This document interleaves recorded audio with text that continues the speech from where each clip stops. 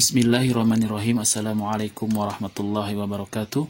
Alhamdulillahirrabbilalamin. Hamdan katsiran thayyiban mubarakan fi kama yuhibbu rabbuna wa yarda. Ashhadu an la ilaha illallah wahdahu la syarikalah wa ashhadu anna Muhammadan abduhu wa rasuluhu, amma ba'd.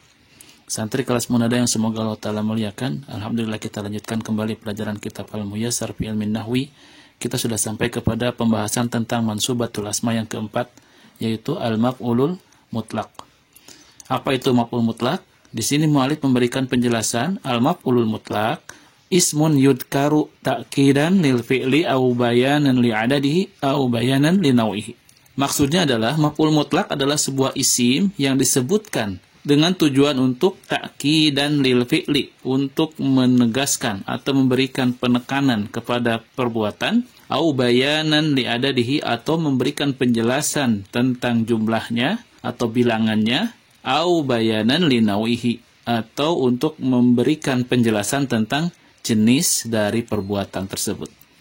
Jadi ada tiga ya, maf'ul mutlaq itu tujuannya disebutkan maf'ul mutlaq itu bertujuan untuk tiga. Yang pertama untuk taukid ya, memberikan penekanan atau penegasan terhadap fi'il.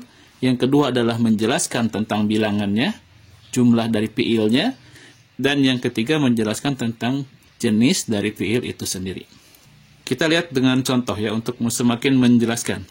Yang pertama li ta'kidil fi'li, untuk memberikan penekanan atau penegasan atau taukid terhadap fi'il. Contohnya darabtu darban.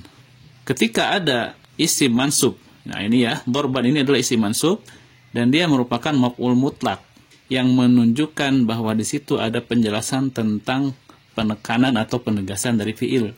Maka kalau kita artikan darabtu darban, aku telah memukul dengan benar-benar memukul. Jadi bukan pukulan yang pelan ya, bukan pukulan yang asal, tapi memang benar-benar memukul. Menunjukkan adanya penekanan, penegasan dari fi'il tersebut. Demikian pula yang contoh berikutnya, nadartu nadron. Nadron ini adalah isim mansubnya, dia menjadi maf'ul mutlaq. Maka kalau kita artikan nadartu nadron, aku telah benar-benar melihat. Ya, seperti itu artinya ya. Jadi bukan melihat yang sekilas atau melihat yang asal atau melihat yang tidak jelas, tetapi dia menunjukkan bahwasannya yang dilihat itu adalah penglihatan yang benar-benar dilihat dengan jelas. Seperti itu ya maksudnya. Ada ta'kid di situ. Kemudian akaltu aklan. Aklan adalah isim mansub dan dia menjadi maf'ul mutlaq di dalam jumlah ini. Maka maknanya adalah ta'kid juga. Aku telah makan dengan benar-benar makan. Jadi sampai kenyang maksudnya seperti itu. Jadi bukan makan asal makan, 1 suap, 2 suap, tapi dia memang makan sehingga dia benar-benar disebut telah makan. Artinya telah kenyang, sampai kenyang ya. Ini adalah li ta'kid. Apa yang membedakan antara maf'ul mutlaq li ta'kid dengan yang lainnya bisa dilihat dari polanya. Torban, nadron, aklan. Polanya adalah fa'lan. Jadi wazannya fa'lan. Dan masdar ini, ya ini masdar semuanya ya, nadron, dorban, aklan, ini masdar. Masdarnya ini sama dengan fiilnya. Ketika fiilnya doroba, maka masdarnya dorban. Ketika fiilnya nadoro, masdarnya nadron. Fiilnya akala, masdarnya aklan. Berikutnya kita akan jelaskan tentang maf'ul mutlaq untuk menjelaskan li adadihi, tentang bilangannya. Contohnya ada di sini dorobtu dorbatan. Dorbatan adalah isim mansub dan dia sebagai maf'ul mutlaq yang menunjukkan tentang adad bilangannya. Nadartu nadrotan, ini pun sama. Nadrotan isim mansubnya, maf'ul mutlaqnya. Akaltu aklatan, ini pun sama.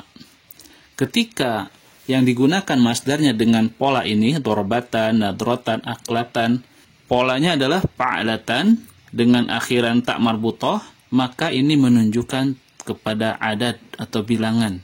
Kalau kita artikan dorobtu dorbatan, aku telah memukul dengan 1 kali pukulan. Menunjukkan 1 pukulannya. Nadartu nadrotan, aku telah memandang atau melihat dengan 1 kali pandangan. Akaltu aklatan, aku telah makan dengan sekali makan. Ya, seperti itu. Dan masdar, itu kalau belajar ilmu shorof, antum semua sudah tahu bahwasanya masdar itu hanya ada 3. Kenapa ada 3? Pembagiannya berdasarkan bilangan, yaitu mufrad 1, musanna 2, dan juga jamak. 3 atau lebih ya. Jadi kalau misalkan tasrifnya masdar, kalau wazannya fa'latan, maka kita tasrifkan seperti ini. Fa'latan, fa'lataini, fa'latin. Kalau kita ingin menunjukkan bahwasanya pukulannya 2, maka kita gunakan tasrifnya dengan wazan fa'lataini. Ya, contoh dorobtu dorbataini. Aku telah memukul dengan 2 kali pukulan. Nadortu nadrotaini. Aku telah memandang dengan 2 kali pandangan. Ya, akaltu aklataini. Aku telah makan dengan 2 kali makan. Itu kalau musanna, kalau 2. Kalau banyak, misalkan pandangannya banyak, pukulannya banyak, makannya banyak berkali-kali, maka kita gunakan wazan fa'latin. Dorobtu dorbatin, nadortu nadrotin, akaltu aklatin. Demikian ya. Itu untuk menunjukkan bilangan dengan wazan fa'latan. Adapun yang ketiga, maf'ul mutlak untuk menunjukkan jenis dari fiil tersebut. Apa clue-nya atau rumusnya? Clue atau rumusnya adalah dia diawali dengan masdar dan dalam keadaan mansub, kemudian ditambahkan sifat atau na'at yang menunjukkan kepada jenis dari pukulannya.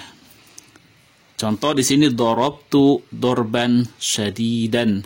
Aku telah memukul dengan pukulan yang keras, menunjukkan sifat atau jenis dari fiil tersebut. Dorobtu dorban syadidan. Aku telah memukul dengan pukulan yang keras. Demikian pula contoh berikutnya, nadortu nadron tawilan. Nadron ini masdarnya diikuti dengan sifat atau naat yang menunjukkan sifat dari fiilnya. Maka artinya menjadi linauihi, menunjukkan tentang jenisnya. Aku melihat, aku telah melihat dengan penglihatan yang lama atau panjang, tawilan. Ya. Berikutnya, akaltu aklan kathiron. Nah, aklan ini isim mansubnya, masdarnya, dan dia merupakan maf'ul mutlak. Namun maf'ul mutlaknya diikuti dengan sifat kathiron. Ini sifatnya. Maka kita artikan ini sebagai maf'ul mutlak linauihi. Artinya, aku telah makan dengan makan yang banyak. Demikian ya.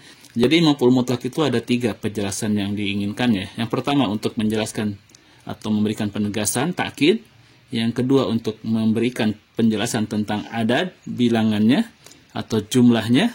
Yang ketiga adalah memberikan penjelasan tentang jenisnya. Ya, seperti itu. Kalau untuk menjelaskan takkid, maka gunakan wazan fa'lan. Kalau untuk menjelaskan adad, digunakan wazan fa'latan.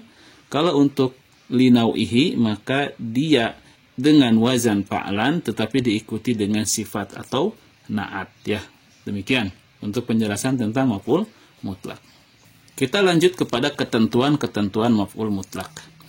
Maf'ul mutlak memiliki beberapa ketentuan. Yang pertama adalah maf'ul mutlak harus selalu menggunakan masdar. Ya. Kalau di dalam ilmu shorof kita kenal dengan namanya masdar, ya, yaitu bagian ketiga dari wazan atau tasrifnya. Contoh, jalasa yajlisu julusan, ya, doroba yadribu dorban. Nah, yang ketiga itu adalah masdar. Jadi maf'ul mutlak itu yang digunakan adalah bentuk kata atau sigoh masdar. Namun masdar ini tidak mesti atau tidak selamanya menjadi maf'ul mutlak. Ya. Jadi bagaimana kita lihat dia itu adalah maf'ul mutlak, masdar tersebut? Lihat sebelumnya, fiilnya sejenis tidak dengan masdarnya. Kalau sejenis, itu bisa menunjukkan bahwasannya masdar tersebut adalah berlaku atau berkedudukan sebagai maf'ul mutlak di dalam jumlah tersebut. Ya. Kemudian nomor 2, ketentuannya adalah maf'ul mutlak harus selalu mansub. Mansubnya, i'rabnya harus nasab. Tanda nasabnya tentu saja dengan tandanya masing-masing. Kemudian masdar itu tidak mesti mansub. Dia bisa rofa, bisa nasab, bisa jar, tergantung kedudukannya dalam kalimat. Akan tetapi maf'ul mutlak itu harus mansub. Tidak boleh tidak, ya. Yang ketiga, jika maf'ul mutlak berfungsi sebagai pengeras arti atau taukid, ditambah sifat atau diidopahkan, yaitu disandarkan ya, maka akan berubah menjadi linauihi yang tadi Ana sebutkan untuk menjelaskan tentang macamnya atau jenis dari fi'il tersebut.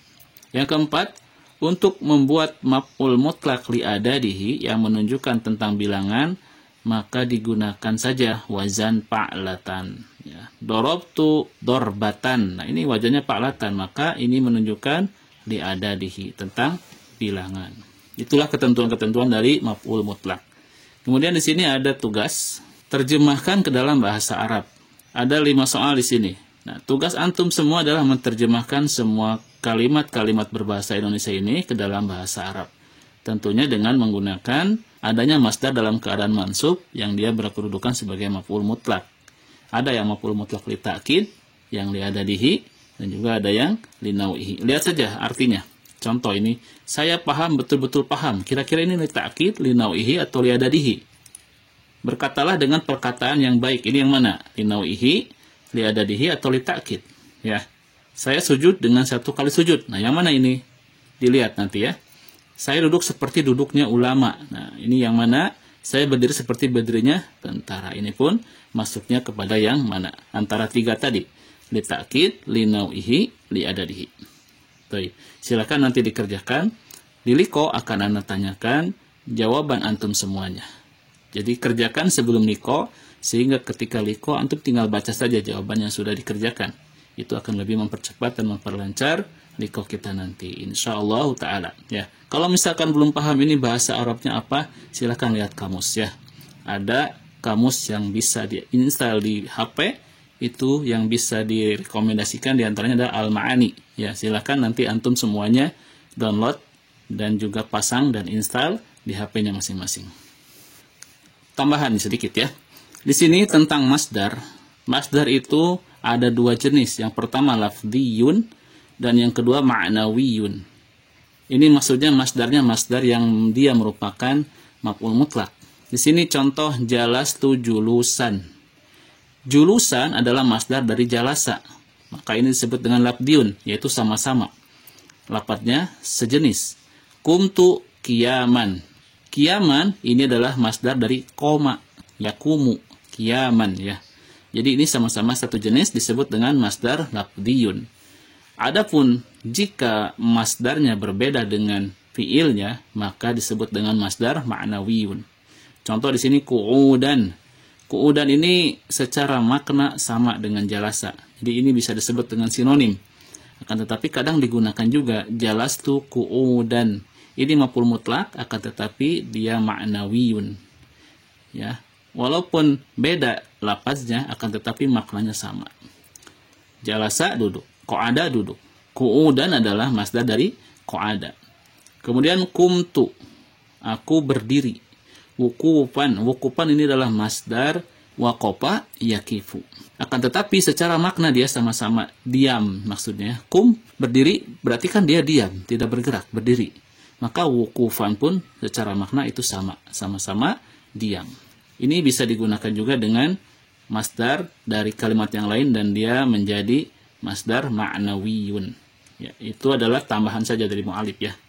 Adapun ketika kita nanti mendapati di dalam jumlah di dalam teks bahasa Arab, ketika ada yang dia masdarnya beda dengan fiilnya, kita lihat lagi ini secara makna sama atau tidak, sinonim atau bukan. Jika sama-sama maknanya, maka itu bisa termasuk kategori maf'ul mutlaq ma'nawiyun, masdar ma'nawiyun. Demikian ya tambahannya ya. Semoga antum semuanya bisa memahami. Silahkan dipahami dan dikuasai materinya. Kalau nanti ada yang ingin ditanyakan, silahkan disiapkan saja dan tanyakan di liko, insyaallah ta'ala. Demikian materi pada kesempatan kali ini. Subhanakallahumma wa bihamdika asyhadu an la ilaha illa anta astaghfiruka wa atubu ilaik. Akhirul kalam wabillahi taufiq wal hidayah. Wassalamualaikum warahmatullahi wabarakatuh.